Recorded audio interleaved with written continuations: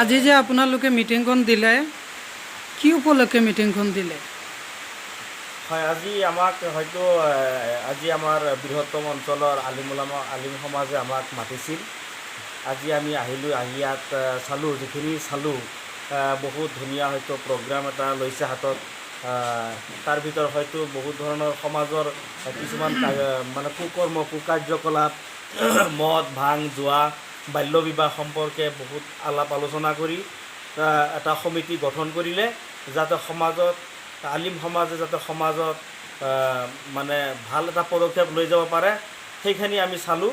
আৰু সেইখিনি চোৱাৰ পিছত এটা সমিতি গঠন হ'ল, আৰু সেই সমিতিখনৰ সভাপতি হিচাপে মৌলানা মোহাম্মদ মহিবুল ৰহমান চাহাব সভাপতি হিচাপে নিৰ্বাচিত কৰে, আৰু সম্পাদক হিচাপে মৌলানা আজমল হক চাহাবক সম্পাদক হিচাপে নিৰ্বাচিত কৰি 31জনীয়া সমিতি গঠন কৰি পূৰ্ণাংগ সমিতি গঠন কৰি সমাজৰ হকে দায়বদ্ধতাৰে ভাল হকে কাম কৰিব।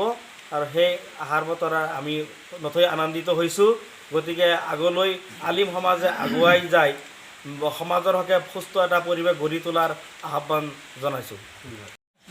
নৱগঠিত সংগঠনটোৰ নাম কি দিলে আপোনালোকে? আসসালামু আলাইকুম ওৰহমতুল্লাহি বাৰাকাতুহু। আজি আমি বৃহত্তম অঞ্চলৰ ওলামায়ে কেৰাম আৰু মছজিদৰ ইমামসকলৰ এটা সমিতি গঠন কৰিলোঁ। তাৰ নাম হ'ল ইত্তেহাদে উলামায়ে আসাম। ইত্তেহাদে উলামায়ে আসাম নামকৰণে এখন সমিতি গঠন কৰিলোঁ, যাৰ উদ্দেশ্য পিছফালে বেনাৰ লিখা আছে।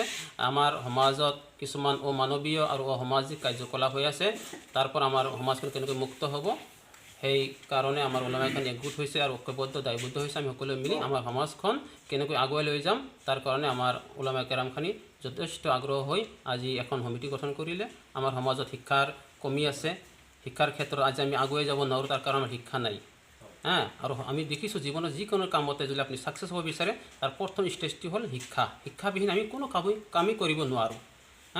আৰু শিক্ষাৰ ক্ষেত্ৰত যেনেকুৱা আজি কিছুমান আমাৰ সমাজত আছে, মানুহে টকাৰ কাৰণে পইচাৰ কাৰণে গৰীব দুখীয়া ল'ৰা ছোৱালী পঢ়িব নোৱাৰে।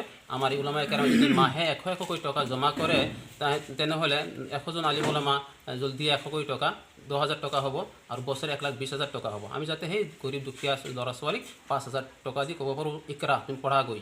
এনে ক্ষেত্ৰত মানৱতাৰ ক্ষেত্ৰত কোনো কিছুমান বেমাৰ আছে, তাক যাতে আমি 5-10 হাজাৰ টকা দি হেল্প কৰিব পাৰোঁ। কিছুমান বিয়া বাৰু আছে দুখীয়া ল'ৰা ছোৱালীৰ, সেই ক্ষেত্ৰতো ওলামায়ে কেৰামখানি যাতে সহায় কৰিব পাৰে। আমি সমাজত তাৰমানে আমি আনৰ কাৰণে যাতে কিবা এটা কৰিব পাৰোঁ, ভাল কাম কৰিব পাৰোঁ, এইটোৱে আমি সকলোৱে দায়বদ্ধ আৰু ঐক্যবদ্ধ হৈছোঁ। ইনশাল্লাহ আমি সমাজৰ হকে ভাল কাম কৰি যাম। আৰু এটা কথা হ'ল, কিছুমানে আমাক তাৰমানে মোল্লাৰ দৌৰ মছজিদ পৰ্যন্ত বুলি কয়, মোল্লা কা দৌৰ মছজিদ তক হয়। তো ইনশাল্লাহ আমি এবাৰ দেখুৱাই দিম যে মোল্লা কা দৌৰ মছজিদ তক नहीं है, মোল্লা কা দৌৰ এছেম্বলি তক है, মোল্লা কা দৌৰ পাৰ্লিমেণ্ট তক है। ইনশাল্লাহ এইটোৱে ৰাইজৰ পৰা আমি দোৱা আৰু আশীৰ্বাদ বিচাৰিছোঁ। আপোনালোকে আমাক দোৱা কৰিব আৰু আশীৰ্বাদ কৰিব, যাতে আমি আগুৱাই যাব পাৰোঁ, সমাজখন যাতে আমি আগুৱাই লৈ যাব পাৰোঁ। ইমানে মোৰ কথা। ইনশাল্লাহ সকলোৱে মিলি দোৱা কৰিব।